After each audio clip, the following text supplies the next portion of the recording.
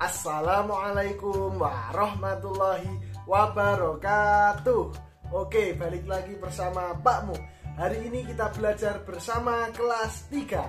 Nah, hari ini kita akan belajar tema 3, subtema 2, pembelajaran 4 dan 5. Nah, sebelum mulai pembelajaran, kita berdoa terlebih dahulu. Berdoa dimulai. Bismillahirrahmanirrahim. Alhamdulillahi rabbil alamin, arrahmanirrahim, maliki yaumiddin, iyyaka na'budu wa iyyaka nasta'in, ihdinas siratal mustaqim, siratal ladzina an'amta 'alaihim, ghairil maghdubi 'alaihim waladdallin. Amin. Bismillahirrahmanirrahim. Raditu billahi rabba wa bil islami dina wa bi muhammadin nabiyya wa rasula. Rabbi zidni ilma warzuqni fahma. Amin ya rabbal alamin. Oke, hari ini kita akan belajar tema 3, subtema 2, pembelajaran 4 dan 5. Nah, sebelum itu silahkan buka dulu buku temanya. Hari ini kita akan belajar wujud benda cair dan gas. Benda cair itu apa saja ya anak-anak? Benda cair itu seperti air, sabun cair, seperti minyak, susu, teh, air kelapa, dan lain sebagainya. Sedangkan kalau benda gas itu apa? Benda gas adalah udara, bisa juga asap, awan, dan lain sebagainya.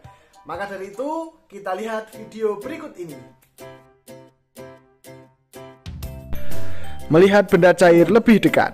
Seperti benda padat, benda cair juga banyak di sekitar kita. Sekitar 70% permukaan bumi tertutup oleh air laut. Tubuh manusia hampir 2/3 bagian merupakan cairan. Air adalah benda cair yang sering ditemui. Sebutkan benda lainnya yang termasuk benda cair. Pernahkah kamu melihat air dalam gelas tumpah? Bagaimana bentuk air tersebut? Apakah bentuk air yang tumpah sama dengan air yang di dalam gelas? Air di dalam gelas berbentuk seperti gelas. Ketika air ditumpahkan dari gelas, maka bentuknya berubah.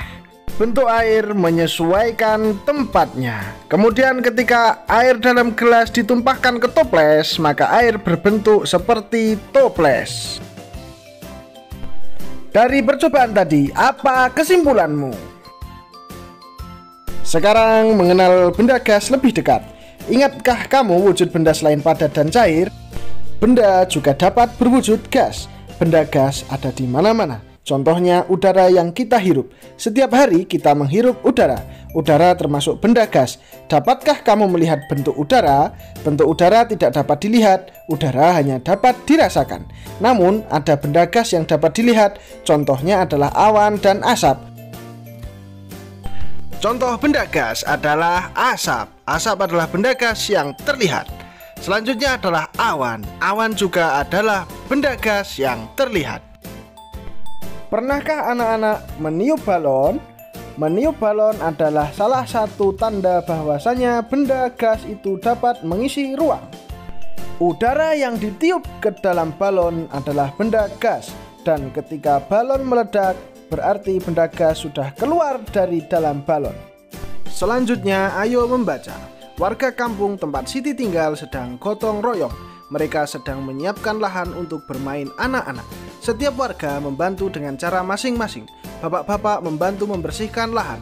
Ada yang membantu tenaga, ada yang membantu menyediakan bahan-bahan yang diperlukan, seperti pasir, semen, cat, dan lainnya.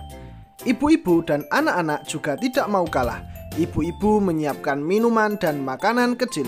Anak-anak membantu membawakan makanan dan minuman. Lahan tempat bermain dapat diselesaikan dengan cepat. Anak-anak bergembira karena anak-anak dapat bermain di lapangan. Apa itu gotong royong? Seberapa pentingkah gotong royong itu? Contoh kegiatan gotong royong. Presiden ajak masyarakat gotong royong tanggulangi kebakaran hutan. Presiden Republik Indonesia Joko Widodo mengajak seluruh lapisan masyarakat bergotong royong dalam menanggulangi kebakaran hutan dan lahan sehingga dampak buruknya bisa dikurangi. Masyarakat harus bahu-membahu membantu karena gotong royong adalah jalan keluar menanggulangi kebakaran hutan dan lahan, ujarnya di Banjarbaru, Kalsel, Rabu. Ajakan itu disampaikan Presiden saat melihat langsung kebakaran lahan dan meninjau titik api di kawasan Guntung Damar, Kelurahan Guntung Payung, Landasan Ulin, Banjarbaru. Presiden meminta masyarakat ikut berperan aktif mencegah terjadinya kebakaran hutan dan lahan sehingga dampak buruk berupa kabut asap tidak merugikan banyak pihak. Dibutuhkan kesadaran masyarakat menjaga lingkungan agar terhindar dari pembakaran lahan di samping kesadaran tidak membakar lahan dan semak di sekitarnya, pesan Presiden. Dari contoh tersebut dapat diketahui bahwa gotong royong adalah kegiatan positif yang akan membuat hal susah menjadi mudah karena dilakukan bersama-sama. Selanjutnya, mari membaca. Hari Minggu, Dayu dan Ibu membuat masakan istimewa. Dayu membantu Ibu menimbang bahan-bahan yang diperlukan. Dayu menggunakan timbangan kue. Untuk memasak kue, Ibu menggunakan kompor gas. Kompor gas memerlukan tabung gas. Tahukah kalian di dalam tabung terdapat LPG? Liquefied Petroleum Gas. LPG adalah benda berwujud gas.